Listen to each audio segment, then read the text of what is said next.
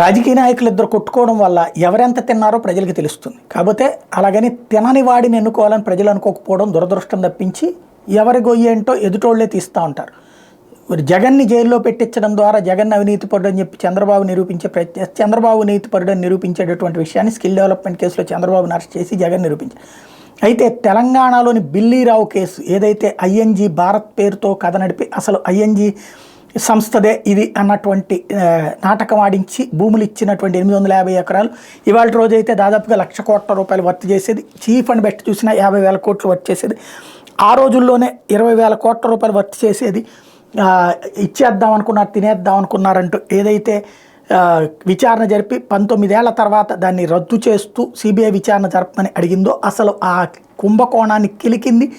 కోర్టులో స్టే ఇచ్చి పడుకోబెట్టినటువంటి కేసుని బయటికి తీసింది విజయసాయిరెడ్డి. విజయసాయిరెడ్డి మొన్న ఫిబ్రవరిలో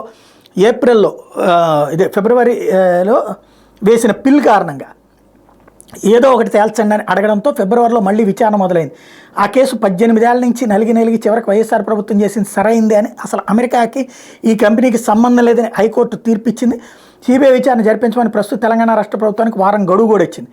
ఇక తర్వాత ఏం జరుగుతుందనేది చూడాలి. బట్ రేవంత్ చంద్రబాబుని కాపాడుకొస్తారా, లేకపోతే చంద్రబాబు ఇది సిబిఐ దర్యాప్తుకని రేవంత్ రాస్తే అక్కడ కేంద్రంలో ఇప్పుడు బీజేపీతో పొత్తు పెట్టుకోబోతున్నారు కాబట్టి వాళ్ళు దాన్ని పట్టించుకోకుండా వదిలేస్తారు. ఒకప్పుడు కనుక చంద్రబాబు మీద ఇదే కేసు విషయంలో విచారణ చేయమని చెప్పి సిబిఐకి లేఖ రాస్తే మా దగ్గర మనుషులు లేవు, అప్పుడు కోర్టు కూడా చెప్పింది విచారించమని, కానీ మా దగ్గర మనుషులు లేవన్నారు. అప్పుడు ఈ జేడీగా ఉన్నటువంటి లక్ష్మీనారాయణ జగన్ కేసుల్లో బిజీగా ఉన్న మా దగ్గర మనుషులు లేరన్నారు. అట్లాగేమన్నా చెప్తారో చూడాలి.